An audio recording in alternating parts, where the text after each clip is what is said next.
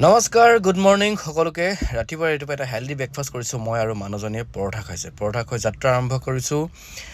হাতত কলম আৰু এডমিট কাৰ্ড লৈ মানুহজনীয়ে তাইৰ সপোনৰ আজি পৰীক্ষা দিবলৈ ওলাই আহিছে আৰু ৰাস্তাত আহি পাই এনেকুৱা লাগিছে আমি যেন সৰুতে পঢ়োতে স্কুলত পঢ়োতে যেতিয়া কৈছিলোঁ জীৱনৰ লক্ষ্য এটা চাকৰি এটা ভাল ডক্টৰ হোৱা ইঞ্জিনিয়াৰ হোৱা এই সকলোবোৰ সপোন চুৰমাৰ হৈ যেন এতিয়া হৈ পৰিছে আমি যি এটা সৰু হ'লেও গভৰ্ণমেণ্ট চাকৰি কৰোঁ আৰু তেনেকৈ এজন সকলোৱে নিজৰ সপোনৰ টোপোলাটো পিঠিত বান্ধি লৈ ওলাই আহিছে কোনোবা গাড়ীৰে কোনোবা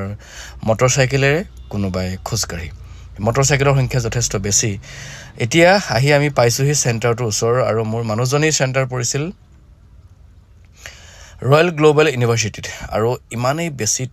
ট্ৰেফিক জাম আপুনি ভাবিব নোৱাৰে কল্পনা কৰিব নোৱাৰা এটা ট্ৰেফিক জাম হয় আচলতে আৰু ইমান মানুহ আহিছে ইমান ষ্টুডেণ্টে পৰীক্ষা দিবলৈ আহিছে তো যিয়ে নহওক সকলোলৈকে মোৰ ফালৰ পৰা বহুত শুভেচ্ছা জ্ঞাপন কৰিছোঁ সকলোৱে আচলতে আমি যেতিয়া স্কুল পঢ়ি থাকোঁতে বা আমি যিটো পৰিৱেশত বিশেষকৈ অসমত যিটো পৰিৱেশত ডাঙৰ হৈছোঁ আমাৰ জীৱনৰ ছাকচেছ সেইটোৱেই যে লাগে চৰকাৰী চাকৰি চকীদাৰেই হওক যদি চৰকাৰী চাকৰি কৰে দেন তেওঁ এজন ছাকচেছফুল মানুহ আপুনি লাগে যিয়ে নকৰক যে আপুনি যিমানেই আপোনাৰ টেলেণ্ট নাথাকক যিমানেই আপুনি ভাল কাম নকৰক আপোনাৰ যদি এটা চৰকাৰী চাকৰি নাই তেতিয়াহ'লে আপোনাক মানুহে সুধিব আপুনি কি কৰে যিয়ে নহওক সকলোৱে সপোন পূৰণ হওক সকলোৱে আশা পূৰণ হওক আৰু লগতে মোৰ মানুহজনীৰো সপোন পূৰণ হওক এনেকৈ আহি ইমান ভিৰৰ মাজত মানুহজনীক স্কুলত মানে পৰীক্ষা হলত বহাই থৈ মই অকণমান ওলাই আহিলোঁ ফ্ৰেছ হ'বলৈ কাৰণ যিহেতু মই চৰকাৰী চাকৰিৰ প্ৰতি ইমান আকৰ্ষিত নহয় আৰু চৰকাৰী চাকৰি কৰাৰ প্ৰতি ইমান পক্ষপাতী নহয় মোৰ মতে এটাই যে যাৰ যি টেলেণ্ট তেওঁ নিজৰ টেলেণ্টত কাম কৰিব লাগে কোনোবাই চৰকাৰী চাকৰি পাইছে কোনোবাই নিজৰ টেলেণ্ট দেখুৱাই বেলেগ কাম কৰিছে চ' নিজৰ কামখিনি কৰি যাব লাগে সেইটোৱে মোৰ কাৰণে যথেষ্ট মই সেইটোৱে ভাল বুলি ভাবোঁ যিয়ে নহওক সমাজত চলিবলৈ সমাজৰ মতেও চলিব লাগিব সেইকাৰণে সকলোৱে পৰীক্ষা দিছে আৰু মই আহি এতিয়া পালোহি দীপৰ বিল ইমান ধুনীয়া জেগা কি সুন্দৰ পৰিৱেশ তাতে গৰু আৰু চাওকচোন এয়া ডাব আৰু বহুত ফল মূল মানে এই দীপৰ বিলখন আপোনাৰ এনেকুৱা হৈ যায় মেলা টাইপ হৈ যায় মানে ইমান বেছি মানুহ হয় খুব ধুনীয়া ৰিফ্ৰেছ আৰু গুৱাহাটীৰ যিসকল আছে সকলোৱে চাগে জানেই দীপৰ বিলৰ কথা আৰু দীপৰ বিলৰ পাচলিৰ কথাও সকলোৱে চাগে জানেই দীপৰ বিলৰ পাচলি দীপৰ বিলৰ মাছ এই সকলোবোৰ খুব বেছি ফ্ৰেছ আৰু যথেষ্ট কমটি দামতে পায় আৰু ময়ো অকণমান চালোঁ কিবা অকণমান কিনিলোঁ ঘৰলৈ তাৰ পাছত নিজকে বিলীন কৰি দিছোঁ এই সুন্দৰ পৰিৱেশৰ মাজত আপোনালোকে জানেনে দীপৰ বিলৰ বন্যপ্ৰাণী অভয়াৰণ্য গুৱাহাটীৰ এটা অফিচ আছে আৰু অফিচটো ইমান ধুনীয়াকৈ সজাই ৰাখে নহয় মোৰ খুব ভাল লাগে অফিচলৈ আহি আৰু ফৰেষ্ট অফিচবোৰ আচলতে এনেকুৱাই হ'ব লাগে ফৰেষ্টৰ বা যি হওক ইমান ধুনীয়াকৈ যিহেতু তেওঁলোকে বন্য বা জীৱ জন্তু উদ্ভিদৰ লগতে জড়িত হৈ থাকে তো তেওঁলোকে নিজৰ জেগাখিনি যদি ধুনীয়াকৈ ৰাখে তেতিয়া বাকী দেখা মানুহেও সেই অনুভৱটো কৰিবলৈ বা গছ গছনিবোৰ ধুনীয়াকৈ ৰাখিবলৈ উৎসাহ পাব বুলি মই ভাবোঁ চ' সেইকাৰণে সকলোকে এবাৰ দেখালোঁ দীপৰ বিলৰ এই অফিচটোলৈ আপোনালোকে আহিলে এবাৰ সোমাব খুব ধুনীয়াকৈ তেওঁলোকে ৰাখিছে আৰু ইয়াৰ পৰা এইটো যে দেখিছে সেইটো টাৱাৰটোৰ পৰা আপুনি তাতে বহি দীপৰ বিলৰ সুন্দৰ পৰিৱেশ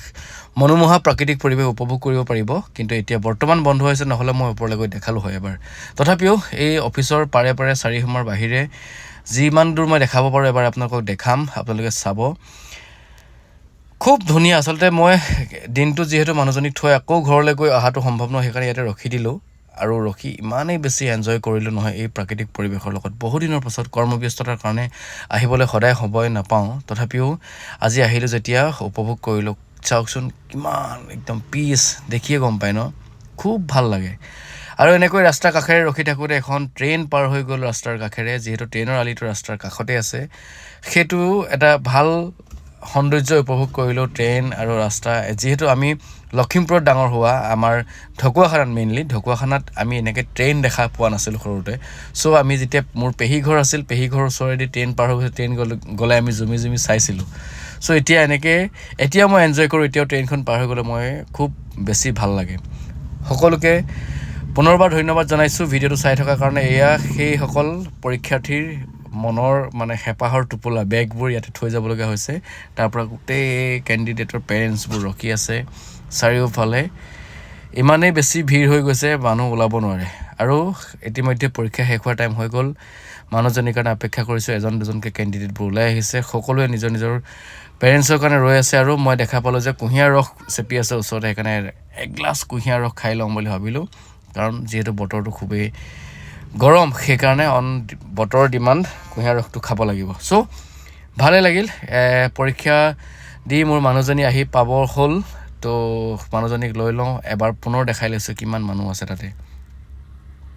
দেখাই লৈছোঁ চাওক সকলোৱে অপেক্ষা কৰি আছে নিজৰ নিজৰ পৰীক্ষাৰ্থীসকলৰ ওপৰৰ কাৰণে আৰু মই মোৰ মানুহজনীক পাই দুয়োটাই ওলাই আহিলোঁ